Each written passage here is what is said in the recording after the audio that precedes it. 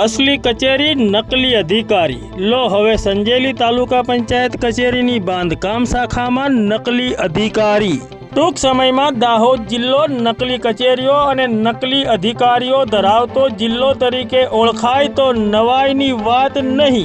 दाहोद जिल्लामां नकली दाहोद जिल्लामां छासवारे नकली कचेरीओ अने नकली अधिकारीओ पकड़ाय छे त्यारे फतेपुरामां चालती नकली कचेरी अंगेनो विडियो सोशियल मीडियामां वायरल थयो तेनी साय हजी तो सुकाई नथी। त्यां आज तारीख 28 जून 2024 અને શુક્રવારના રોજ સાંજે 4 વાગ્યે સત્તાવાર સૂત્રો પાસેથી મળતી માહિતી પ્રમાણે સંજેલી તાલુકા પંચાયતની બાંધકામ શાખામાં બમેલા ગામનો નરેન્દ્ર સબૂર ડામોર નામનો ઈસમ નકલી અધિકારી તરીકે કામ કરતો હોવાનું સામે આવ્યું છે। તો શું આ બાબતની સંજેલી તાલુકા વિકાસ અધિકારીને જાણ નહીં હોય કે પછી સંજેલી તાલુકા પંચાયત કચેરીના અધિક મદદનીશ ઇજનેરને આ બાબતની જાણ નહીં હોય કે પછી બધા જ સાથે મળીને આવા નકલી અધિકારીઓ રાખીને કામગીરી કરાવતા હોય તેવું લાગી રહ્યું છે।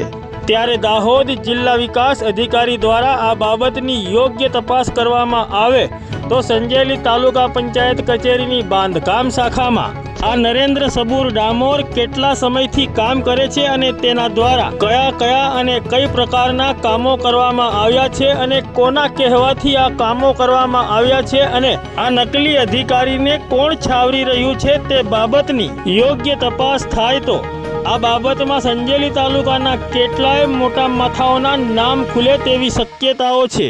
સંજેલી તાલુકા પંચાયત કચેરીની બાંધકામ શાખાના આ નકલી અધિકારીને ચલાવવામાં સંજેલી તાલુકા પંચાયતની બાંધકામ શાખાના અધિક મદદનીશ ઇજનેરનો પૂરેપૂરો સાથ હોય તેવી સંભાવનાઓ સેવાઈ રહી છે અને સંજેલી તાલુકા વિકાસ અધિકારી એકદમ કડક હોવાની છાપ ધરાવે છે ત્યારે તેમની જ કચેરીમાં આવા બોગસ અધિકારીઓ કામ કરી રહ્યા છે।